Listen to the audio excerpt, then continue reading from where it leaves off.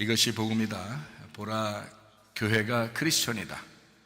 사도행전 11장 26절 말씀입니다. 만남에 안디옥에 데리고 와서 둘이 교회에 1년간 모여 있어 큰 무리를 가르쳤고, 제자들이 안디옥에서 비로소 그리스도인이라 일컬음을 받게 되었더라. 아멘.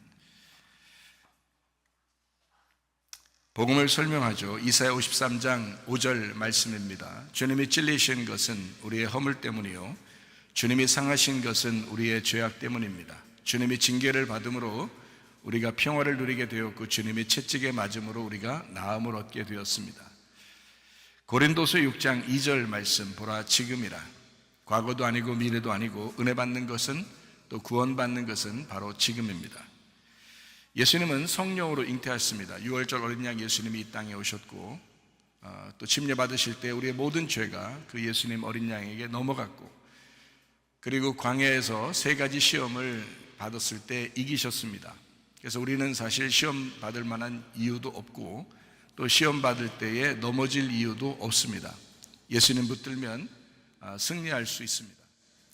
3년 반 동안 아버지를 충실히 하시다가 십자가 못 박혀 돌아가시면서 모든 사망까지도 끝내셨습니다.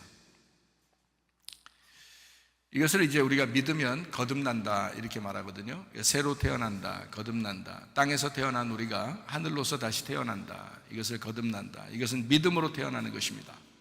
우리가 육체로 태어나는 게 아니라 영으로, 믿음으로 태어난다 이렇게 말하는 것입니다. 그래서 이건 분명히 영적인 문제고, 거듭나는 것도 영적인 문제입니다. 물과 성령으로 거듭나지 아니하면 하나님 나라에 들어갈 수가 없다, 그렇게 되어 있습니다. 예수님은 우리에게 성령으로 함께 하십니다. 임마누엘 되신 하나님이시다 이러죠. 영으로 함께 하신다 그러죠. 육체로 함께 하신다고 그러지 않았습니다.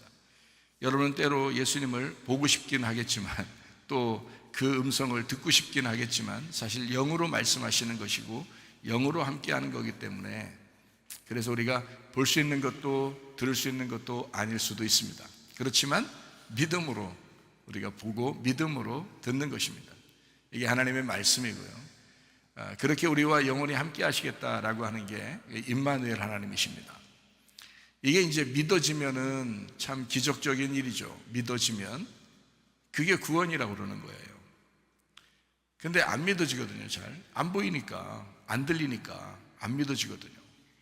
그러니까 참 믿음을 달라고 하나님 앞에 기도하셔야 돼요. 믿음을 달라고. 믿음을 준 것은 은혜입니다. 여러분이 믿음이 생겼다 그러면 그건 은혜예요. 진짜 여러분 힘으로 생기는 게 아닌 것 같아요. 이거는 하나님이 주신 은혜로 믿음이 생기는 것입니다. 믿음을 가져라 한다고 믿음이 있는 게 아니거든요. 믿음은 하나님으로부터 주어져야 되는 거예요. 그래서 하나님, 내게 은혜를 베풀어 주십시오. 하나님, 나에게 믿음을 주십시오. 그 믿음이라는 예수님을 주십시오 라고 우리가 주님 앞에 기도하는 거죠. 뭐 다른 거 안 구해도 하나님이 주시려면 다 주시잖아요. 그런데 믿음, 이거는요 하나님 앞에 구하셔야 합니다. 하나님, 내게 은혜를 주십시오. 믿음을 주십시오. 세상에 수많은 사람이 살고 있지만 이게 안 믿어져서 그러거든요. 진짜 믿어지면 하나님을 믿을 수밖에 없습니다. 근데 이게 잘 안 믿어지거든요. 앞으로 점점 더 그럴 거예요. 마지막 때가 되면 점점 더 안 믿어질 겁니다. 안 믿는 사람이 아무래도 더 많겠죠. 그런데 하나님의 강권적인 역사, 그 은혜로 우리가 믿음이 생기고 믿어진다면 이거는 정말 축복입니다. 여러분 안에 기적이 일어난 것입니다. 그 믿음이 생겼다는 것은요 쉽지 않거든요. 실제로 이제 보거나 또 듣거나 해서 믿는 사람도 있습니다. 근데 말씀을 듣는데 이상하게 믿어진다? 참 기적이죠. 참 은혜입니다. 이 마음에 하나님이 믿음을 주신 거예요. 그래서 믿어진 것입니다. 사도행전 4장 12절 말씀이요, 다른 이로서는 구원을 받을 수 없나니 천하 사람 중에 구원을 받을 만한 다른 이름을 우리에게 주신 일이 없다. 예수님 이름만 우리에게 구원자가 되시고 치료자가 되시고 회복자가 되십니다. 그 예수라는 이름이 그런 뜻이거든요. 예수와 예수라는 이름이요, 구원자라는 이름이고 치료자라는 이름도 됩니다. 그리고 회복자라는 이름도 돼요. 그래서 우리를 회복시키시는 분, 우리를 치료하시는 분, 우리를 구원하시는 분, 이렇게 또 잘되게 하시는 분. 이 이름이 예수라는 이름이에요. 사실은 그게 예수라는 이름. 갈라디아서 2장 20절 말씀입니다. 내 믿음 말고 내가 사는 것은 그리스도의 믿음으로 살아가야 된다. 하나님의 아들의 믿음으로 살아가야 된다. 그런 말씀입니다. 베드로전서 1장 9절 말씀입니다. 믿음의 결론 곧 영혼의 구원을 받는 것이다 했습니다. 우리가 믿는다는 것은 결론적으로 영혼의 구원 때문에 있는 것입니다. 누가복음 12장 20절 말씀입니다.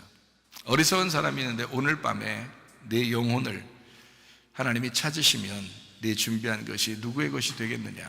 너는 이 땅에 있는 것을 다 준비했지만 하나님이 그 영혼을 불러가시면 너 가지고 있는 게 다 누구 것이 되겠느냐. 가끔 그런 생각해요. 이 땅에 있는 게 많은 사람은 아마 죽을 때 힘들지도 몰라요. 마음이 막 괴롭고, 야, 이거 다 어떡하지? 이거 다 어떻게 놓고 가지? 아까워서 이렇게 생각할지만, 이 땅에서 별로 가진 게 별로 없는 사람은요, 죽는 것도 편할 겁니다. 그래, 뭐 까짓 것 주님 만나러 가지 하면서 아마 쉬울 수도 있어요. 마음이 편안할 수도 있어요. 오히려 죽는 게 가진 게 하나도 없으면요. 그런데 가진 게 너무 많은 사람은 아까울 거예요. 아마 이 땅에서 이거 다 놓고 가야 되니까 얼마나 아깝겠어요. 근데 성경은 그렇게 말하죠. 어리석은 사람이다. 네가 네 영혼을 하나님이 찾으실 때 네 가지고 있는 게 다 누구 것이 되겠느냐. 그러니까 우린 그리스도인이잖아요. 선한 곳에 자꾸 써야 합니다. 여러분, 자기의 지식도 자기가 가지고 있는 능력도 자녀들을 위해서 자꾸 쓰셔야 되는 거고요. 자기의 믿음도 자꾸 자녀들에게 전수해 주시려고 해야 되고요. 밑에 사람들에게 믿음을 자꾸 전수해 주고 자기가 가지고 있는 그 하나님을 아는 지식도 자꾸 넘겨줘야 되고 그렇게 하죠. 그래야 자기가 비워지지. 그렇죠? 자기가 가지고 있는 게 너무 많아. 물질도 너무 많아. 뭐 너무 많은 사람도 없겠지만 그 너무 많아. 그럼 얼마나 아깝겠어요. 그 놓고 가자니. 어차피 뭐 자녀들한테 내려가겠지만 정말 아까울 거거든요. 하나님 앞에 갔을 때는 너 선하게 사용했느냐 이렇게 물어볼 거란 말이에요. 너 하나님을 위해서, 교회를 위해서 너 선하게 사용했느냐 이렇게 물어보실 거라고요. 참 주를 위해서 산다는 거, 교회를 위해서 산다는 거 참 쉬운 일은 아니에요. 여러분이 주님을 사랑하죠. 주님 사랑하니까 예배드리러 나오셨죠. 근데 주님 사랑하는 게 주님이 보이십니까? 주님 안 보이죠. 누구를 사랑하는 거예요? 어떻게 사랑하려고 그러세요?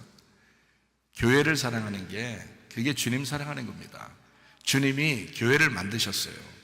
교회가 그리스도의 몸이에요. 그래서 이 교회는 어느 개인의 사람의 것이 아니고 하나님의 집이다 이렇게 말하는 거예요. 여러분의 집은 여러분이 만들었겠죠. 여러분이 부부가 둘이 만들어서 자녀를 낳고 이렇게 가정을 만들었잖아요. 그럼 하나님은 하나님의 교회를 만들었어요. 우리 게 아니에요. 어떤 사람의 것이 아니라고요. 목사의 것도 아니에요. 이건 하나님의 것이라고요. 그러면 하나님의 것을 사랑하고 그리스도의 몸을 사랑하는 이것이 그리스도를 사랑하는 거라고요. 교회를 사랑하는 게 주님을 사랑하는 것입니다. 이거 여러분이 주님 만나시면 알게 될 거예요. 주님 아마 그래요. 여러분이 어쨌든 어리석은 사람이 됐든 지혜로운 사람이 됐든 뭐 죽긴 죽을 거니까 한번 죽는 건 사람에게 정하신 거니까 그 후에는 심판이 있을 겁니다. 그때 하나님이 가르쳐 주실 거예요. 최사무엘 목사가 늘 얘기하지 않더냐. 교회 사랑하는 게 나를 사랑하는 거였다 라는 것을 늘 얘기하지 않더냐. 그게 사실이다. 그게 진짜다 라는 것을 그때 가서 알게 될 것입니다. 근데 늦은 거예요. 그때 가서 알면 이미 늦은 거예요. 여러분 삶은 헛되게 산 것입니다. 여러분이 이 땅에 사는 것은 그리스도인이 돼서 산다는 것은요, 우리가 헛되지 않게 살려 하려고 하는 거거든요. 하나님이. 그래서 말씀을 배우고 말씀을 가르쳐 주는 거거든요. 그럼 헛되이 살게 않게 하는 게 가장 헛되지 않게 사는 게 뭐겠어요? 그리스도를 위해 사는 거거든요. 그럼 그 그리스도는 뭐라고 하겠어요? 야, 교회를 위해 살아라. 그러지 않겠습니까? 그게 가장 헛되지 않게 사는 거야. 교회를 위해 사는 거야. 교회를 사랑하고 또 옆에 사람들을 사랑하고 또 교회에 헌신하고 섬기고 봉사하고, 그게 나를 위한 거야. 그렇게 열심히 수고한 사람들은 헛되지 않게 사는 겁니다. 여러분, 순전히 자기만 위해 살다가 가보세요. 얼마나 후회스럽겠어요. 저야 뭐 가르쳤으니까, 그렇게 가르쳤으니까 저는 뭐 후회는 안 할 거예요. 이미 그렇게 가르쳤으니까. 저는 가르치는 사명을 가진 거니까 그 사명을 했잖아요. 그렇게 살아야 돼요 라고 얘기했으니까 저는 후회 안 해요. 그렇게 말한 것에 대해서 후회는 안 합니다. 그런데 만약에 여러분이 그렇게 살지 않았다 그러면 여러분은 후회할 거란 말이에요. 근데 그 말대로 순종하며 살았다? 그럼 후회 안 할 겁니다. 여러분도. 저는 후회 안 할 거예요. 저는 진짜 다 가르쳐 드렸다고 생각해요.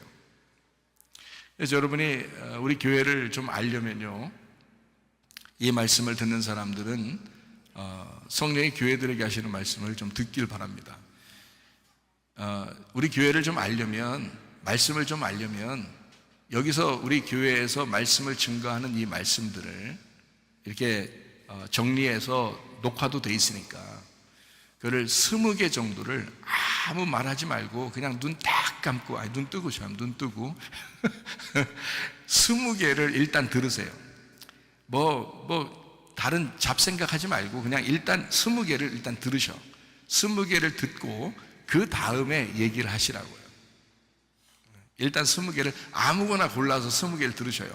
엄청 많거든요. 몇 천 개가 돼요, 설교가. 그러니까 그 중에 20개를 골라서 일단 아무 소리 하지 말고 20개를 먼저 들으셔요. 그리고 그 다음에 얘기하시면 됩니다. 저는요, 여러분에게 감추거나 미스나거나 그렇게 설교해 본 적은 없어요. 다 설교했다고 생각해요. 저는 언제든지 설교를 통해서 다 얘기했습니다. 교회를 위해서 사는 것이 그리스도를 위해 사는 것이다. 이거 정말 핵심적인 이야기입니다. 그게 굉장히 중요한 얘기거든요. 이거는 매주마다 얘기해 줘야 되는 거예요. 사람들이 잊어버리거든요. 여러분, 예배 끝나고 여러분 집에 가면 잊어버리던가요? 안 잊어버리던가요? 잊어버리죠. 교회를 위해 사는 게 이게 주님을 위해 사는 거였구나라는 것을 자꾸 잊어버린다고요. 그러니까 매주마다 여러분에게 얘기해 주는 거예요. 저도 교회를 위해 살아야 되는 거고요. 여러분도 교회를 위해 사는 거예요. 이게 목사 거가 아니라고요. 하나님 거라고요. 하나님 거. 하나님 교회라고요. 그래서 목사도 하나님의 교회를 위해 사는 거고, 여러분도 하나님의 교회를 위해서 사는 거예요. 어리석은 사람 되지 말자고요. 우리 지혜로운 사람 되시기를 바랍니다. 자, 베드로전서 2장 25절 말씀입니다. 너희가 전에는 양과 같이 길을 잃었더니 이제는 너희 영혼의 목자와 감독 되신 이에게 돌아왔느니라. 자, 우리의 영혼입니다. 우리의 영혼, 우리의 삶이에요. 나 자신을 얘기합니다. 나 자신, 그 영혼의 목자와 감독 되신 이 예수님에게 너희가 돌아왔다. 그렇게 된 것이죠. 믿음이 없을 때는 모르지만 믿음이 생기니까 예수님이 나의 영혼의 목자와 감독이시구나 라는 것을 깨닫게 됐어요. 그래서 자기 영혼을 위해서, 자기 영혼이 빛나게 하기 위해서 살아가는 것입니다. 아무렇게나 우리는 살아갈 수 없어요. 어떤 사람이 어떤 연예인이 예수님을 믿는다, 교회를 다닌다 그러면서 함부로 막 이렇게 아무렇게나 살았다? 그건 진짜 예수 믿는 게 아니에요. 진짜 예수를 믿는다면 자기 영혼이 빛나게 하죠. 자기 영혼을 빛나게 하죠. 왜냐하면 영혼의 목자와 감독 되신 이가 예수님이시니까. 영혼을 함부로 다루지 않는다고요. 영혼을 위해서 살아간다고요. 자기 영혼을 위해서 살아간다고요. 그게 우리 그리스도인들입니다. 베드로전서 4장 10절 말씀입니다. 자, 은혜를 맡은 선한 청지기같이 서로 봉사해야 된다. 가정에서도 맡겨진 거, 돈도 맡겨진 거, 지식도 맡겨진 거, 다른 모든 것들을 맡겨진 거 있잖아요. 자녀들도 맡겨졌고 남편 아내도 다 맡겨졌잖아요. 그런 맡겨진 것을 선한 청지기같이 서로 봉사해야 된다. 선한 청지기같이. 자기 게 아닙니다. 청지기라고 하는 건 맡은 거예요. 주인이 따로 있어가지고 우리에게 맡겨진 겁니다. 여러분 자녀가 여러분 거 아니에요. 그거 빨리 포기하셔야 합니다. 여러분 자녀는 여러분 게 아니에요. 어릴 때 하도 어리니까 밥 먹여주느라고 또 옷도 갈아입혀줘야 되니까 그렇게 하는 거지. 어릴 때, 아주 어릴 때. 좀 크면 각자 인생이에요. 각자 도생이라고 그러죠. 요즘에 각자 도생. 그러니까 각자예요. 인생이. 그 영혼들이 각자라고요. 하나님 거예요. 그러니까 그때부터는 조심해서 얘기해야 된다. 남편한테도요, 조심해서 얘기하세요. 남편한테 함부로 얘기하면 안 됩니다. 남편한테 야, 너 누구 뭐 이렇게 하면 안 돼요. 남편한테요, 존중하면서 얘기해 줘야 되는 거예요. 아내한테 존중하면서 얘기해 줘야 되는 거예요. 아내한테. 자기 게 아니거든요. 하나님 거잖아요. 부모나 자녀에게도 마찬가지예요. 존중하는 마음, 태도를 가지셔야 합니다. 하나님 거거든요. 그러니까 하나님의 자녀로서 하나님의 것인데 내가 이걸 어떻게 해야 되나, 내가 어떻게 대해줘야 되나 라고 자꾸 연구하셔야 됩니다. 그게 선한 청지기라 하는 거예요. 하나님 것이다. 여러분의 돈도 함부로 쓰려고 하지 마세요. 잘 조심해서 이거 어떻게 하는 게 가장 유익하게, 가장 선하게 사용하는 것일까라고 그 물질도 항상 생각을 하시란 말이에요. 선한 청지기니까. 자, 베드로전서 5장 7절 말씀입니다. 너희 염려를 다 주께 맡겨라. 이는 그가 너희를 돌보심이라. 베드로전서 5장 8절 말씀입니다. 근신하다 깨어라. 너희 대적 마귀가 우는 사자같이 두루다니며 삼킬 자를 찾는다. 살아있기 때문에, 마귀도 살아있기 때문에 여러분을 찾아 돌아다닙니다. 조금 열심히 하려고만 하면 그 사람을 더 그러는 것 같아요. 더 괴롭히는 것 같아요. 마귀가 열심히 하려고 하면, 또 그 사람을 하나님이 좀 사용하려고만 하면 더 괴롭히는 것 같아요. 하나님이 사용하려고만 하면. 그렇게 우는 사자같이 막 찾아 삼킬 자를 찾는다고요. 베드로전서 5장 9절 말씀, 너희는 믿음을 굳건하게 하여 그를 대적해야 된다. 그러니까 우리만 그런 게 아니고, 우리만 고난받는 게 아니라 모든 믿는 사람들이 다 고난을 받았기 때문입니다. 그래서 우리는 믿음에 굳게 서서 마귀를 대적하며 사셔야 합니다. 그러면요, 충분히 이길 수 있습니다. 도망가요. 이기는 게 뭐 다른 게 없어요. 마귀가 도망가면 이기는 겁니다. 마귀가 도망가면. 근데 마귀에게 자꾸 쓰임 받잖아요. 자꾸 속에서 승질나고, 자꾸 속에서 막 유혹이 나오고 막 이러면요, 그 마귀에게 자꾸 지는 거거든요. 그러니까 마귀가 또 도망가면 그러면 이긴 거야. 그렇죠? 그럼 마귀가 도망가려면 어떻게 돼? 내 속에 성령으로 자꾸 채우시면 돼요. 하나님의 말씀으로 자꾸 채우시면 돼요. 말씀이 없어, 말씀이. 그러니까 마귀가 자꾸 들어오는 거예요. 빈집인 줄 알고. 네? 근데 성령으로 채우면 아, 성령의 집이구나 해서 마귀가 들어올 수가 없어요. 성령으로 채울 거냐, 아니면 우리 육체를 채울 거냐. 그래서 육체적인 삶을 살려고 하지 말고 성령의 충만함으로 사셔야 합니다. 자, 이사야 56장 7절 말씀입니다. 내가 곧 그들을 나의 성산으로 인도하여 기도하는 내 집에서 그들을 기쁘게 할 것이며 그들의 번제와 희생을 나의 제단에서 기꺼이 받게 드리니 이는 내 집은 만민이 기도하는 집이라 일컬음이 될 것임이라. 교회는 기도하는 집입니다. 여러분, 교회 혼자 오셔서 기도하시면 참 은혜스럽습니다. 교회 혼자 와서 기도하면 참 은혜스러워요. 여기는 기도하는 집이라고 하나님 말씀하셔요. 하나님의 집은 기도하는 집이야. 자기 집에서도 기도할 수 있죠. 길에서도 기도할 수 있죠. 그러나 성전은 하나님이 그렇게 말씀하셔요. 만민이 와서 기도하는 집이야. 만민을 위하여 기도하는 집이야. 이곳은 이게 교통하는 집이란 얘기죠. 하나님과 교통하는 집이야. 기도하는 집이야. 그러니까 다른 데서 기도할 수도 있죠. 근데 여러분에겐 좋은 장소가 제공되어 있잖아요. 그러면 이 장소에서 기도하는 겁니다. 사람들 없을 때 혼자 와서 기도하는 겁니다. 큰 소리로 기도해도 됩니다. 큰 소리로 성경 읽어도 됩니다.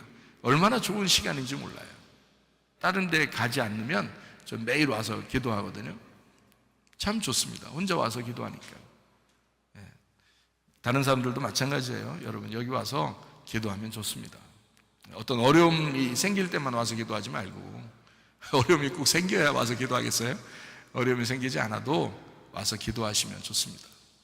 얼마나 좋아요.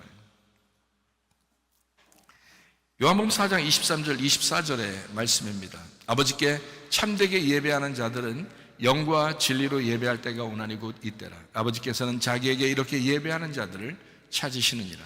하나님은 영이시니 예배하는 자가 영과 진리로 예배할지니라 라고 되어 있습니다. 로마서 12장 1절 2절 말씀입니다. 그러므로 형제들아, 내가 하나님의 모든 자비하심으로 너희를 권하노니 너희 몸을 하나님이 기뻐하시는 거룩한 산제물로 드려라. 이는 너희가 드릴 영적 예배니라. 너희는 이 세대를 본받지 말고 오직 마음을 새롭게 함으로 변화를 받아 하나님의 선하시고 기뻐하시고 온전하신 뜻이 무엇인지 분별하도록 하라. 이게 예배입니다. 사도행전 11장 26절 말씀입니다. 만남에 안디옥에 데리고 와서 둘이 교회에 1년간 모여 있어 큰 무리를 가르쳤고 제자들이 안디옥에서 비로소 그리스도인이라 일컬음을 받게 되었더라라고 되어 있습니다. 여기 안디옥에 데리고 와서 교회에 1년간 모였으니까 안디옥 교회죠. 그죠? 간단하게 말해서 안디옥 교회입니다. 안디옥 교회에 1년간 모여 있었는데 말씀을 가르치니까 이 사람들이 그리스도인, 안디옥에서 그리스도인이라 일컬음을 받게 되었다라고 되어 있습니다. 그러니까 안디옥 교회가 안디옥 그리스도인이 되었다 이렇게 되어 있죠. 그렇죠? 그러니까 안디옥 교회, 안디옥 그리스도인. 그러니까 안디옥이란 말은 둘 다 똑같으니까 빼고, 자, 교회는 그리스도인이다 이런 말이죠. 그러니까 교회가 곧 그리스도인이다 이런 말입니다. 네, 교회가 크리스천이다 이 말입니다. 그러니까 진짜 교회는 진짜 크리스천이고요, 진짜 크리스천이 진짜 교회입니다. 그러니까 사람들이 뭐 우리 교회가 얼마나 많아, 교회 이런 교회 저런 교회 다 있어 그렇게 했는데 요구도 먹을 만한 그런 교회면 그건 교회가 아니죠. 왜냐하면 그 사람들은 크리스천이 아니잖아요. 진짜 크리스천이 돼야 되거든요. 그래서 교회가 크리스천이다, 크리스천이 곧 교회다 이런 말입니다. 자, 그걸 한번 설명을 한번 해보죠. 교회가 그리스도인이다라는 말이거든요. 그리스도인이라는 말은 여기에 있는 사도행전 11장 26절에 나와 있는 그리스도인이라는 말, 이게 헬라어로 크리스티아노스라는 단어입니다. 크리스티아노스. 이 크리스티아노스라는 단어가 어떤 단어냐면요, 이게 크리스토스에서 온 단어예요. 이 크리스토스라는 말이 구약의 히브리 말로 메시아라는 말입니다. 그리고 헬라 말로는 크리스토스라는 말이, 그게 그리스도라는 말이거든요. 그 그리스도인 이렇게 된 거예요. 그러면 이 그리스도인도 크리스토스에서 왔으니까, 그게 크리스티아노스가 크리스토스에서 왔으니까 크리스토스라고 하는 이 단어를 알면 되겠죠. 그죠? 크리스토스라는 단어를 알면 되겠죠. 그리스도라는 단어를 알면 돼요. 그러면 그리스도인이 어떤가라는 것을 우리는 분명히 알 수가 있죠. 그래서 그리스도라는 것을 알게 되는데, 크리스토스라는 그 그리스도라는 말이 다른 말로 이게 어떤 단어냐면 메시아라는 히브리 말이라 했잖아요. 그게 뭐냐면 기름 부음 받은 자라는 단어입니다. 기름 부음 받았다 이럴 때 크리스토스라고 그래요. 기름 부음을 받았다라고 할 때. 그러니까 그리스도인 그러면 어떻게 될까요? 기름 부음 받은 자들이라는 말이죠. 기름 부음 받은 자가 그리스도니까 그리스도인이라는 말은 그리스도인, 기름 부음 받은 자들이라는 말입니다. 이게 이제 히브리 말로 보면 메시아인들이다 이런 말이죠. 메시아인들이다. 메시아가 그리스도니까 메시아를 이제 추종하는 메시아의 사람들, 그리스도의 사람들을 메시아인들이다 이렇게 말하는 거거든요. 그러면 예수님이 기름 부음 받은 때가 언제예요? 예수님 기름 부음 받은 때가 언제? 그게 침례받을 때예요. 그때가 기름 부음 받은 때예요. 이 땅에 어떤 사람들만 기름 부어주냐면요, 이 땅에서 왕에게 기름 부어줍니다. 제사장에게 기름 부어줍니다. 선지자에게 기름 부어줍니다. 이 땅에 있는 사람들에게 왕이요 선지자요 제사장에게 기름 부을 때는 올리브 기름을 사용합니다. 감람기름, 감람유라고 그러죠. 그 감람유가 어선하면 감람나무에서 나오는 거고요. 그 감람나무가 있는 산을 감람산이라고 그러는 겁니다. 성경에서요. 그러니까 기름을 짠다는 거죠. 기름을 짠다. 그래서 기름을 짠다, 틀에 넣어서 짠다 할 때 그걸 겟세마네라고 그러는 겁니다. 그래서 요게 감람산을 겟세마네 동산이라 이렇게 말하는 겁니다. 그게요, 같은 거예요. 그러니까 이 감람산에 주로 예수님이 가서 기도하셨고, 그리고 감람산에서 휴식하셨고, 감람산에서 이제 들려 올라가게 됐고, 이게 다 어디냐면 감람산이에요.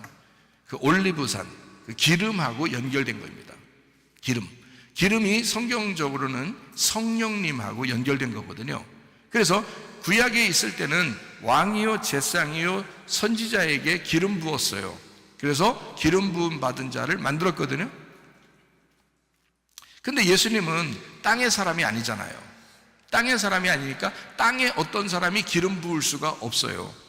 그래서 땅에 어떤 사람이 기름 부었더라 라는 말이 성경에 안 나옵니다. 예수님에게는 그렇게 할 수가 없어요. 이분은 하늘에서 내려왔기 때문입니다. 하나님의 아들이기 때문에 그래요. 이 하나님의 아들은 하나님 아버지가 직접 기름을 부어줘야 돼요. 그래서 침례를 받는 그 시간에 침례 받으면서 물에 들어갔다가 물에서 올라올 때 성령이 기름 부으는 거예요. 성령이 비둘기처럼 직접 기름을 붓는 겁니다. 이는 내 사랑하는 아들이요 내 기뻐하는 자라. 그러니까 그때 뭘 이제 삼는 거예요? 이 메시아가, 이 그리스도가 왕이요 제사장이요 선지자다라는 것을 선포하고 인정하는 시간이란 말이에요. 그게 침례 받을 때 일어난 사건입니다. 자, 그러면 이제 우리 생각해 봐야죠. 메시아인들, 그리스도인들, 이런 사람들은 어떤 사람이라고 이제 다른 말로 할 수 있겠어요? 어떤 사람을, 자, 기름 부음 받은 자들, 그리스도인, 메시아인들, 이런 사람들은 어떤 사람을 그런 사람이라고 표현할 수 있겠어요? 침례인들, 침례 받은 자들. 예수님이 기름 부음 받는 것은 침례 받을 때인데 그때가 그리스도를 인정하는 때거든요. 이 사람은 어린 양으로 이 땅에 오셨지만 보라 세상 죄를 지고 가는 하나님의 어린 양이로다 라고 선포하고 그날 침례를 베풀면서 그날 성령이 직접 기름 부어주는 날, 이게 침례를 받을 때거든요. 그러면 예수님도 기름 부음 받을 때가 침례 받을 때예요. 그러면 그리스도인도 침례 받을 때, 다시 말하면 침례인들이 될 때 기름 부음 받은 자들이 되는 거죠. 그러면 그리스도인이 되는 거죠. 그리스도가 기름 부음 받은 자고 그 사람들이 그리스도인이니까. 이해가죠? 예, 그래서 기름 부음 받은 자들, 메시아인들, 침례인들, 침례 받을 때 성령이 비둘기처럼 위에서 기름 부어 주신 예수 그리스도, 그분을 따라가는 자들이라는 말입니다. 그래서 그 침례를 받는다라고 하는 것은 죽음을 의미하거든요. 예수님의 그 죽음을 설명하려고 침례를 받는 거란 말이에요. 그러니까 진정으로 죽은 사람들, 이런 말이죠. 진정으로 죽은 사람들이 침례인들이고 그 사람들이 그리스도인이라는 거죠. 그 그리스도인이 교회라는 것입니다. 그러니까 안디옥 교회는 안디옥 그리스도인이다. 안디옥 그리스도인은 안디옥 교회다. 어떤 사람인가? 진정으로 침례받고 죽은 자들이다, 이 말입니다. 근데 사람들 가정에서나 직장에서나 학교에서나 교회에서 이렇게 보면 참 자기가 살아있는 사람이 참 많죠. 자기가 살아있는 사람. 그러니까 침례를 한 번 받고 끝난 게 아니고 날마다 우리 생활 가운데 영혼이 자꾸 씻음 받아야 되고 영혼이 자꾸 우리가 깨끗해져야 된다는 말입니다. 날마다 침례인이 돼야 된다는 거죠. 그게 그리스도인이라는 얘기입니다. 제가 말하는 걸 이해 가시죠? 무슨 말인가? 예, 그렇습니다. 올리브 기름은 어디에서 기름이 있는 거냐면 성막 성전에서 기름이 있는 것입니다. 그래서 성막 성전에 있는 그 기름, 그 등불을 꺼뜨리면 안 된다 그래요. 그래서 성령의 기름 등불을 꺼뜨리면 안 된다. 이게 어디에서 또 나오는 말이죠? 마태복음 25장에 나와 있는 말이죠. 슬기로운 5처녀가 있고 미련한 5처녀가 있는데 슬기로운 5처녀는 기름 등불이 꺼지지 않았고 또 미련한 5처녀는 기름 등불이 꺼져가고 있다라는 말이거든요. 그게 이제 뭘로 얘기하는 거냐면 말씀이 계속 타고 있다라는 말이고 말씀이 계속 보충되고 있다는 얘기입니다. 그게 이제 슬기로운 5처녀인 거고요. 미련한 5처녀는 말씀이 보충이 안 되고 있다는 얘기입니다. 말씀이 보충이 안 되고 있으니까 점점 꺼져가고 있다라고 얘기하는 거거든요. 자, 이거를 다른 말로 제가 설명을 합니다. 성령 받은 침례인으로 살고 있는 사람을 슬기로운 5처녀라고 그러는 겁니다. 미련한 5처녀는 성령 받은 침례인으로 사는 게 아니고 자꾸 자기가 살아서 사는 사람들이란 말이에요. 침례인은 죽은 사람을 얘기하거든요. 침례인은 죽은 사람을 얘기하는 거예요. 그걸 그리스도인, 교회라고 그러는 겁니다. 그러니까 여러분이 어차피 주님이 교회의 머리고 교회는 그리스도의 몸이니까 우리가 교회를 정확하게 알아야 그리스도를 정확하게 아는 거거든요. 그래서 여러분에게 설명을 하는 겁니다. 교회는 그리스도인이야. 그리스도인은 이런 과정을 통해서 이렇게 된 사람을 교회라 그래. 이런 사람을 그리스도인이라 그래. 이러는 거죠. 메시아 그리스도, 누군가에게는 왕이고 누군가에게는 선지자이고 누군가에게는 제사장입니다. 예수님 자체가 왕이요 선지자요 제사장이거든요. 그게 그리스도, 기름 부음 받은 자. 그러면 우리는 기름 부음 받은 자들이거든요. 그러면 우린 기름 부음 받은 자들이면 우리는 그런 그리스도를 따라가는 자죠. 그런 그리스도를 따라가는. 그래서 크리스천이라고 하는 건요, 교회라고 합니다. 자, 쉽게 여러분에게 설명합니다. 크리스천은 교회이고 교회는 나는 없고 주님만 있는 사람입니다. 그게 교회입니다. 심령이 가난한 사람, 그것이 교회입니다. 심령이 가난하려고 모이는 사람이 교회입니다. 심령이 이미 가난한 사람도 교회고요. 내가 심령이 가난해져야지 하는 사람도 교회입니다. 심령이 가난하거나 심령이 가난해지려고 오는 사람들, 그거를 그리스도인, 그거를 교회라고 하는 거예요. 천국을 품고 사는 사람들, 왜냐하면 심령이 가난한 사람이 천국이 저희 것이다. 마태복음 5장 3절에 말씀합니다. 심령 가난한 자는 복이 있나니 천국이 그들의 것이며 라고 되어 있습니다. 이거를 그리스도인이라고 말하는 것입니다. 날마다 복음으로 사는 사람들, 주님과 동행하는 사람들, 이런 사람들이 바로 그리스도인입니다. 그리스도의 삶을 사는 자들, 이거를 교회라고 그러는 것입니다. 오늘 교회에 대해서 좀 정확하게 아셔야죠. 그리스도인, 교회, 이거를 정확하게 알면 그리스도를 정확하게 아는 것입니다. 내가 죽고 그리스도가 살아서 살아가는 그리스도인, 예수 그리스도가 내 속에서 살아서, 그래서 내가 살아갈 수밖에 없는 사람, 이거를 교회, 그래서 이거를 교회를 사는 자라 이렇게 말하는 겁니다. 크리스천이다, 교회를 사는 자이다. 크리스천이다, 교회로 사는 자이다. 예수님을 닮아가는 삶을 사는 자이다. 영혼의 구원의 삶을 믿음으로 사는 자이다. 이거를 그리스도인이다 라고 말하는 것입니다. 우리 교회는요, 이미 자기가 무너진 사람들이 교회에 나왔으면 좋겠습니다. 그리고 그 무너진 사람들을 이해하는 사람들이 우리 교회 성도들이 됐으면 좋겠습니다. 우리 교회는 그래서 이혼한 사람, 재혼한 사람, 고아, 그리고 과부, 나그네, 환자, 어린이, 그리고 학생, 노약자, 외국인들, 그리고 상처받은 사람들, 이런 사람들이 교회에 나왔으면 좋겠다. 그리고 그들을 이해하려고 하는 사람들이 교회에 참석해서 예배드렸으면 좋겠다 하는 것입니다. 왜 제가 이렇게 이야기를 하냐면, 예수님 시대는 모두 심령이 가난한 자가 구원받았습니다. 그러면 지금이라고 예외일까요? 아니에요. 지금도 심령이 가난한 자가 구원받습니다. 심령이 뭉그러지고 파괴되고 심령이 막 깨뜨려지고 외롭고 힘들고 잃어버린 사람을 주님이 찾아서 구원하는 것입니다. 아파서 죽겠는 사람, 외로워서 죽겠는 사람, 힘들어 죽겠는 사람, 뭔가 괴로움이 있어서 막 슬퍼서 죽겠는 사람 있잖아요. 이런 사람들, 예수님 시대도 똑같이 그런 사람들만 구원받았습니다. 그러면 지금 달라졌겠냐 이거예요? 아니에요.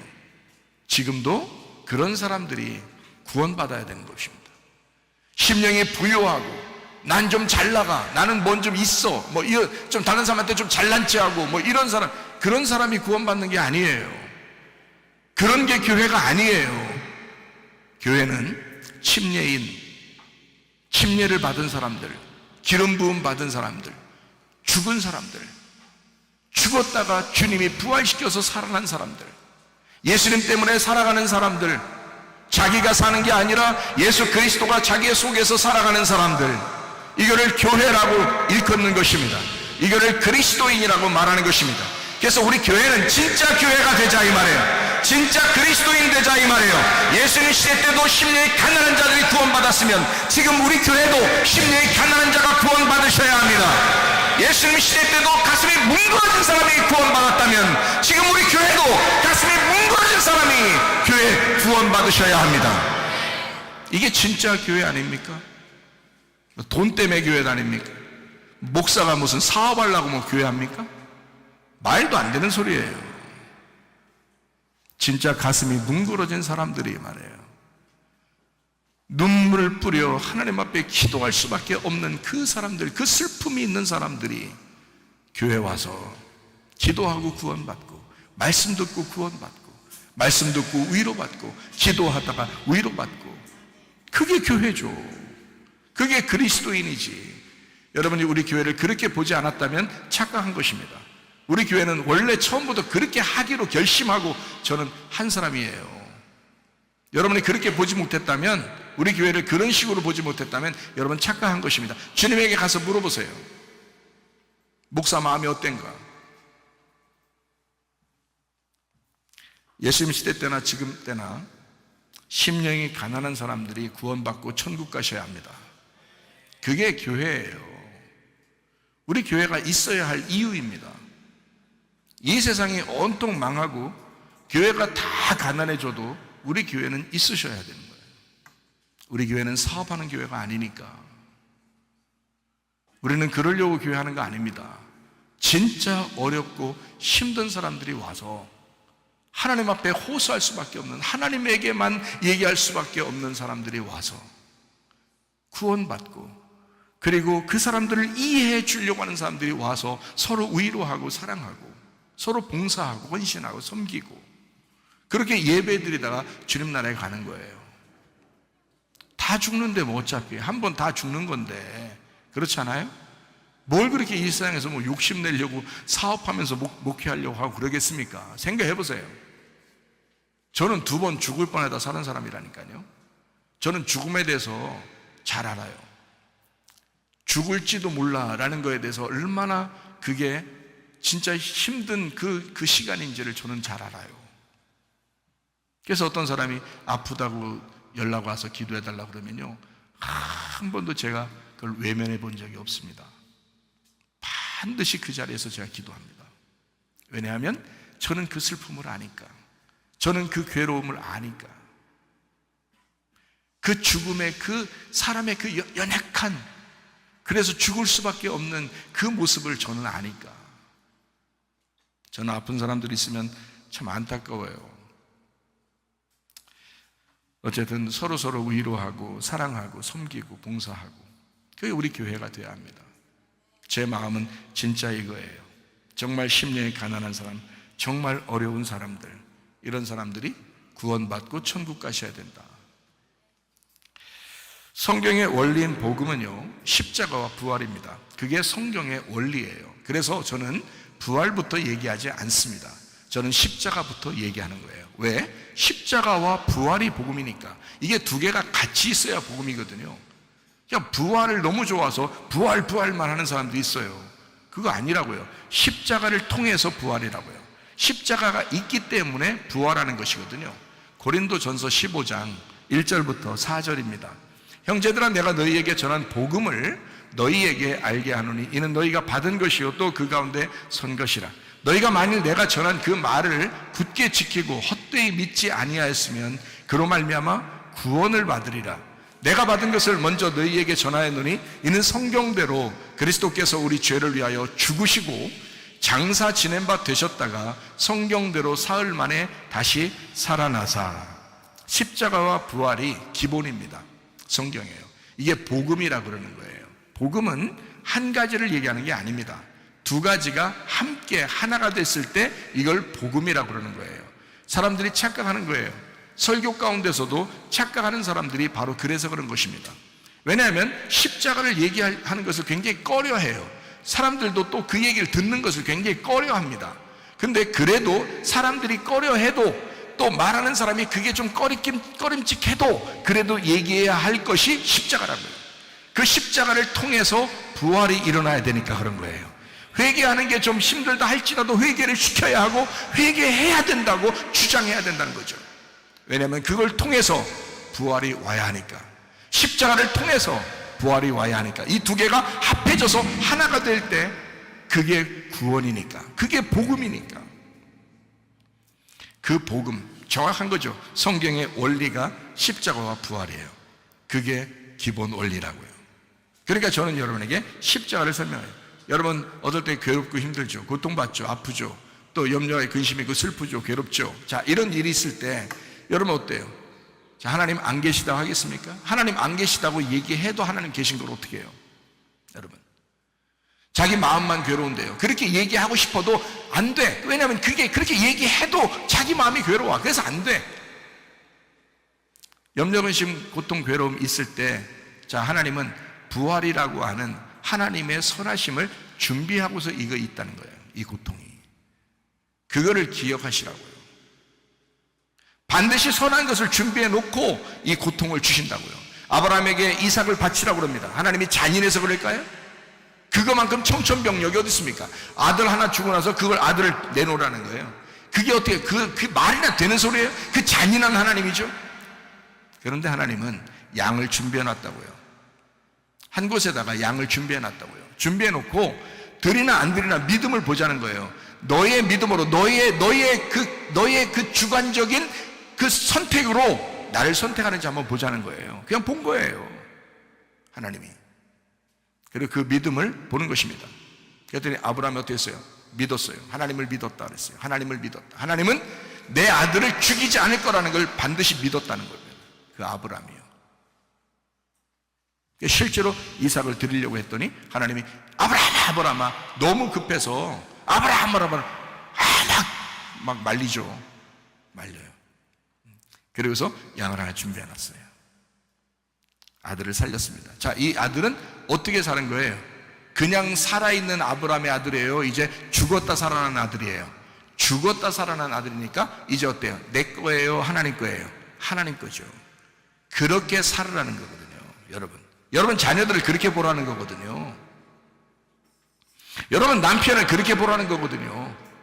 여러분 아내를 그렇게 보라는 거거든요.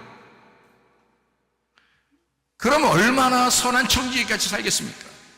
아브라함이 이삭을 얼마나 선한 청지기로서 그 이삭을 돌보면서 살았겠어요. 생각해 보시라고요. 그 이후에는 아브라함과 이삭이 거의 동일시되었습니다. 그 이후에는요. 그 전에는 어린아이 이삭이었겠지. 그러나 하나님께 드리고 난 다음에 그 이삭과 아브라함은요, 이제 동일시되었습니다. 하나님의 사람이야. 하나님의 사람 아브라함, 하나님의 사람 이삭. 여러분의 자녀가 하나님의 사람 되기를 원하십니까? 하나님의 것으로 돌려드리기를 바랍니다. 하나님의 것으로. 여러분 거 아닙니다. 여러분의 돈도 마찬가지예요. 여러분의 생명도 마찬가지예요. 여러분의 시간도 마찬가지예요. 여러분 거 아닙니다. 하나님이 오라 하시면 다 갈 수밖에 없어요. 복음은 십자가에 있습니다. 십자가를 통해서 죽기만 하면 그러면 하나님이 부활시킬 것이다. 하나님이 준비하신다. 여호와 이레의 하나님, 하나님이 준비하신다. 하나님이 계획하신 걸, 하나님이 약속하신 걸 반드시 하나님이 이루신다. 그게 부활의 영광입니다. 그렇게 살아가야 하루를 살더라도 하나님을 위해서 사는 거죠. 다 자기 뜻대로 살다가 천년 만년 살다가 그때 죽으면 그게 무슨 하나님을 위해 산 거예요? 무슨 의미가 있는 인생이겠습니까?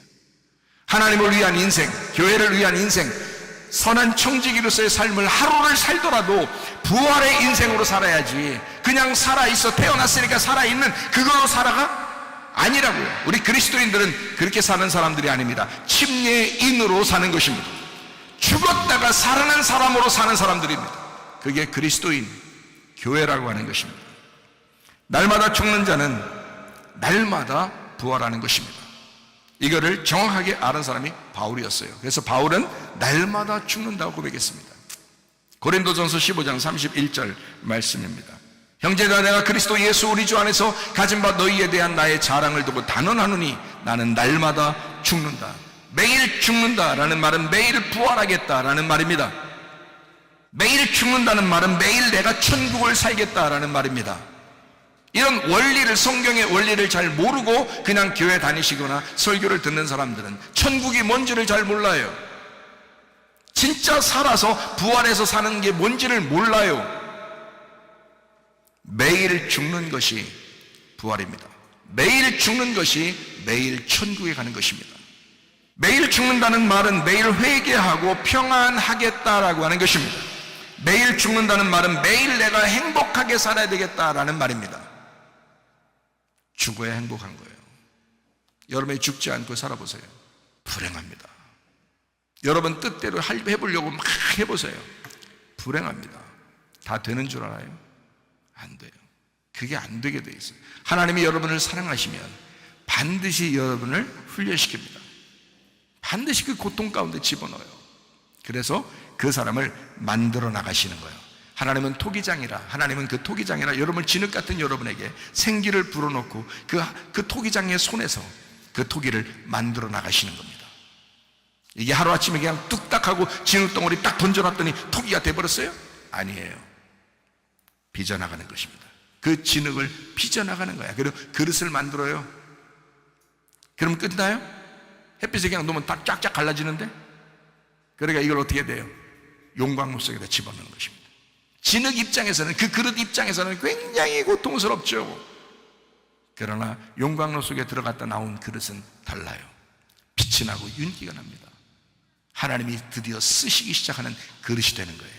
하나님의 그릇으로 쓰임받을 때는 하루아침에 되는 것이 아닙니다. 하나님의 사명을 가지고 주의 일을 감당할 때는 하루아침에 되는 것이 아닙니다. 십자가의 고통을 통해서만 부활이 경험되기 때문입니다. 여러분, 날마다 십자가의 고통이 무엇인지를 깨닫고, 내가 날마다 사는 길을 택해야 되겠다. 내가 날마다 천국 가는 길을 택해야 되겠다. 그게 뭔가? 내가 십자가를 지는 거고, 내가 날마다 죽는 것이구나. 그를 깨달으면 주님 안에서 행복한 삶을 살아가게 되어 있습니다. 매일 죽는다는 말, 매일 진실하게 살아가겠습니다 라는 말입니다. 매일 예수가 주인 되심으로 내가 살아가겠습니다 라는 말입니다. 내가 매일 죽겠다라는 말은 매일 내가 성령의 인도를 받고 내가 살겠습니다 라는 말입니다. 매일 내가 죽겠습니다 라는 말은 매일 내가 진리 안에서 살겠습니다 라는 말입니다. 진리 가운데 거한다는 것, 진정한 그리스도인의 모습, 진짜 크리스천의 삶은 어떤 모습인가? 우리 학생이 질문하다. 진짜 크리스천의 삶은 무엇인가요? 라고 질문하더라고요. 그래서 제가 설명을 해줬습니다. 오늘 이 있는 내용을 설명해 줬어요. 그리스도인은 크리스티아노스다. 크리스티아노스는 기름 부음 받은 그리스도의 추종자들이다. 그리스도에게 종속된 사람들이다. 기름 부음 받은 자 그리스도에게 종속된 사람을 크리스티아노스라 이렇게 말한다. 침례받고 그리스도가 머리가 된 사람들이다. 그리스도가 머리가 된 사람, 내 머리가 날아가고 그리스도가 나의 머리가 된 사람이다. 그게 크리스티아노스다. 그걸 그리스도인이라고 한다. 날마다 죽고 날마다 부활하는 사람이 그리스도인이다. 성령의 인도를 받는 사람이 그리스도인이다. 날마다 생명나무 진리의 말씀으로 사는 자가 그리스도인이다. 여러분, 진정한 그리스도인으로 살기를 원하십니까? 생명나무 열매를 먹고 사시기를 바랍니다. 성경대로 살아가는 사람이 크리스천입니다. 선악이라고 하는 나무가 있고요, 생명이라는 나무가 있거든요. 선악의 나무, 말씀을, 하나님의 말씀이 선악나무, 생명나무인데 이 선악나무로 말씀을 읽게 되거나 설교를 듣게 되거든요. 그러면요, 자꾸 상대방을 보게 됩니다. 네가 어떻구나. 이 말씀을 통해, 말씀을 듣는 사람들이 그래요. 말씀을 읽는 사람들이, 말씀을 가르치는 사람들이 그러는 겁니다. 네가 어떻구나 라는 거예요. 네가 어떻구나. 그러니까 상대방을 자꾸 얘기하는 거예요. 그리고 네가 이 말씀 들어야 되는데, 그러니까 자꾸 너를 바라보게 해요. 선악과를 먹은 사람은 자꾸 너를 바라보게 된단 말이에요.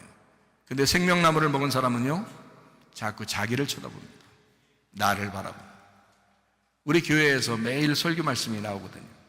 그 말씀을 들을 때, 목사님, 나에게 하는 말씀 같아요. 참 감사해요. 이렇게 얘기하는 사람들도 있습니다. 그러면 제가 정말 감사합니다. 그렇게 나를 바라보는 말씀이 생명나무 말씀이에요. 나를 바라보고 듣는 거, 나를 바라보고 읽는 말씀, 나를 바라보고 듣는 말씀, 이것이 생명나무의 말씀으로 보고 듣는 것입니다. 영혼 구원을 위한 크리스천의 신앙생활이 4대를 걸쳐서 진행하게 되어 있거든요. 4대를. 그러니까 갑자기 애굽에서 갑자기 가나안 땅으로 들어가는 게 아니에요. 그 과정이라는 게 다 있단 말이에요. 그래서 이거를 창세기 15장 16절 말씀에 보면은 이렇게 되어 있습니다. 내 자손은 4대 만에 이 땅으로 돌아오리니 이는 아모리 족속의 죄악이 아직 가득 차지 아니함이니라 하시더니 라고 되어 있거든요. 그 아모리가 우리 마음속에 있는 겁니다. 지금 우리로 말하면요, 그때 당시에는 아모리 족속들이 가나안 땅에 살고 있었습니다.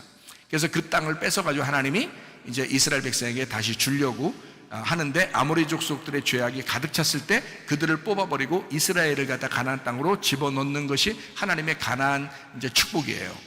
그런데 지금 여러분과 저에게는 우리 마음속에 아모리의 그 특성이 있다고요. 다른 사람을 비판하고, 다른 사람을 책망하고, 다른 사람에게 자기를 나타내려고 그러고, 교만하고, 자기만 알아달려고 그러고, 뭐 이런 게 있는데, 그런 게 다 이 아모리예요. 우리 속에 있는 아모리. 이게 가득 차면 4대 만에, 그러니까 4대 만에 요 가득 차게 만들어서 요거를 싹 몰아내고 그리스도가 우리의 주인 되게 하려고 하는 게 이제 우리 인생 여정, 그리스도인의 인생 여정이라는 겁니다. 그래서 4대 만에 돌아오게 되어 있다라고 하는 것이거든요. 여기에 쉽게 얘기해서 애굽에서 출발해가지고 광야로 가죠. 광야에서 가나안 땅에 가면은 바로 들어가는 게 아니라 여리고성을 거칩니다. 여리고성을 거치고 그 다음에 가나안 본토로 들어가거든요. 이렇게 4번에 걸쳐서 가게 되어 있고요. 이게 과정이요. 성경에 애굽에서 출발해가지고 홍해바다를 건넙니다. 그 다음에 광야로 가요. 그 다음에 요단강까지 건너면 약속의 땅을 차지하게 하는 가나안 땅에 들어가게 됩니다. 이렇게, 그러니까 항상 4대를 걸쳐서 4개를 걸쳐가지고 들어가게 돼 있어요. 제가 여러분에게 설명하는 것은 성경의 좀 요약이니까 좀 들어보시기를 바랍니다. 하나님은 그래서 4로 인도하십니다. 4개로. 4로. 성경에 4로 인도하셔요. 자, 그걸 한번 여러분에게 설명해 볼게요. 아브라함과 이삭과 야곱이 있죠. 셋이 하나님의 그 축복받은 사람들이에요. 아브라함, 이삭, 야곱. 근데 이 야곱 시대에 야곱을 갖다가 여기 환도뼈를 분들어뜨리고 하나님이 무슨 축복을 주죠? 이스라엘이라는 축복을 줘요. 그러니까 이스라엘이 나오려면 요 3개가 지나서 4번째가 돼야 이스라엘이 되는 거예요. 그 이스라엘을 끌어내는 것입니다. 하나님이 그걸 구원이라 그러는 거예요. 출애굽이라 이렇게 말하는 겁니다. 역대상 6장 1절부터 3절 보겠습니다. 레위의 아들들은 게르손과 그핫과 무라리요, 그핫의 아들들은 아므람과 이스할과 헤브론과 우시엘이요, 아므람의 자녀는 아론과 모세와 미리암이요, 아론의 자녀는 나답과 아비후와 엘르아살과 이다말이며, 이렇게 돼 있거든요. 이스라엘의 아들이 12아들이 있는데 그 중에 한 아들이 레위라는 아들이에요. 근데 그 레위가 있는 그때에, 이스라엘과 그 레위가 있는 그때에 이렇게 애굽으로 내려가거든요. 애굽으로 내려간 이스라엘 백성들이 4대 만에 돌아오게 되는 그때가 모세 때예요. 아론과 모세 때. 그때 하나님이 건지시는 거다. 자, 이스라엘을 430년이 끝나는 그날에 여호와의 군대로 출애굽을 시키는입니다. 이게 성경이거든요. 출애굽 사건이거든요. 일반적으로 성경을 요약하면 이렇게 되는 거예요. 이스라엘이 있죠. 그러면 이스라엘이 아버지잖아요. 그럼 레위가 누구예요? 아들이죠. 이스라엘의 아들. 그러니까 야곱이 이스라엘이니까 이스라엘의 아들이 레위란 말이에요. 레위가 있어요. 레위 족속. 이 레위 족속 이 사람들이 있는데, 레위 족속 중에서 이스라엘을 애굽에서 탈출시킨 사람이 누구예요? 모세죠. 모세와 아론입니다. 그죠? 그 모세와 아론 때까지가 어디냐면 광야 요단강까지예요. 그 다음을 못 들어가요. 근데 그 다음을 들어가는 게 누구예요? 여호수아거든요. 그러니까 모세를 통해서 그냥 들여보낼 수도 있잖아요, 하나님이. 근데 그렇게 안 한다고. 여호수아를 통해서 하나님이 가나안 땅을 들어가게 만든다고요. 그러니까 꼭 이렇게 과정을 거친다고요.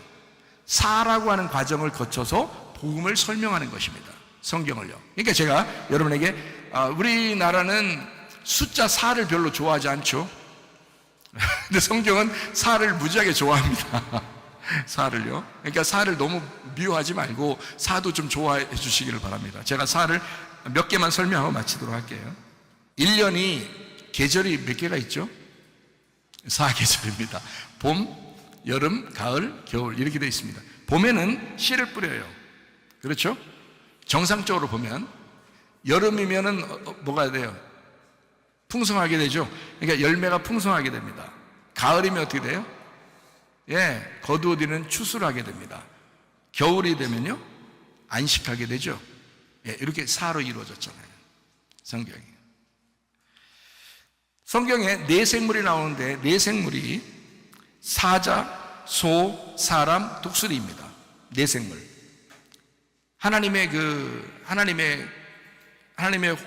호위하는 그 하나님의 모습, 그 설명하는데 네 생물로 설명합니다. 사자는 유대인의 왕 예수님을 설명합니다. 소라고 하는 것은 섬김의 종으로 오신 예수님을 설명합니다. 사람이라고 하는 것은 인자로 오신, 사람의 아들로 오신 예수님을 말합니다. 독수리라고 하는 것은 하늘의 왕이신 예수님을 설명하는 것입니다. 그래서 이렇게 네 개로 설명하는 네 생물입니다. 복음서가 몇 개예요? 네 개죠. 마태, 마가, 누가, 요한. 예수님에 대한 설명입니다. 요한복음 19장 23절 말씀을 보겠어요. 군인들이 예수를 십자가에 못 박고 그의 옷을 취하여 네 깃에 나누어 각각 한 깃씩 얻고 속옷도 취하니 이 속옷은 호지 아니하고 위에서부터 통으로 짠 것이다. 속옷은 통으로 된 것인데 겉옷은 어떻게 되어 있다고요? 네 개로 나누어 가지고 얻게 되었다. 이런 이야기가 있습니다. 네 깃. 예수님의 그 옷을 네 깃으로 나눠 가지고 네 개로 나눠서 복음을 전하겠다라고 하는 것입니다. 사도행전 1장 8절 말씀입니다. 사도행전 1장 8절. 오직 성령이 너희에게 임하시면 너희가 권능을 받고 예루살렘과 온 유대와 사마리아와 땅끝까지 이르러 내 증인되리라. 그러니까 땅끝은 사를 설명하는 거죠. 사를. 그죠? 땅끝. 마가복음 8장 8절 9절을 한번 보겠어요. 배불리 먹고 남은 조각 7 광주리를 거두었으며 사람은 약 4,000명이었더라. 예수께서 그들을 흩어 보내시고 라고 되어 있습니다. 4,000명 먹이신 이야기가 여기 나오거든요. 근데 5,000명 먹인 이야기도 나오죠. 5,000명 먹인 이야기. 그건 유대인 가운데 율법 안에서의 말씀을 얘기하는 거고요. 4,000명을 먹이신 것은 온 세상을 의미하는 것입니다. 이방인 가운데 복음이 전파되는 온 세상을 의미하는 거예요. 그래서 5,000명 먹이면 12광주리가 남는 거고요. 12사도, 12제자, 12지파. 그런데요, 이 4,000명을 먹이시면 7광주리가 남는 것입니다. 7교회를 의미하는 것입니다. 7교회. 그러니까 온 세상의 모든 교회, 온 세상의 이방인 교회를 설명하는 주님의 교회를 말하는 것이죠. 그러니까 이렇게 성경은 그냥 막 쓰여진 것이 아니라 이렇게 질서 있게 쓰여 있다라는 것입니다. 자, 4,000명을 먹이셨어요. 동서남북을 말합니다. 동서남북. 이게 온 세상을 의미하는 것이죠. 그래서 사가 복음을 설명하는 것이다 라는 말입니다. 자, 그리스도인다운 그리스도인, 크리스티아노스, 기름 부음 받은 그리스도의 추종자, 그리스도에게 종속된 사람, 침례받고 그리스도가 머리가 된 사람, 날마다 죽고 날마다 부활하는 사람, 성령의 인도를 받는 사람, 날마다 생명나무 진리의 말씀으로 사는 사람,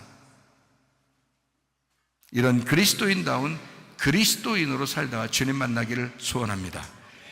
이 주님은 사라고 하는 이 온 세상에 복음이 전파되기를 원하셨어요. 나를 선교하시기를 원하시는 주님. 나를 크리스천, 교회로 만드시기를 원하시는 하나님. 성경대로 살아가는 사람이 크리스천이요, 성경대로 살아가는 사람이 진정한 교회입니다. 그러므로 여러분, 우리가 있는 그 자리가 교회가 되시기를 바랍니다. 우리가 가는 그 자리가 선교지가 되시기를 바랍니다.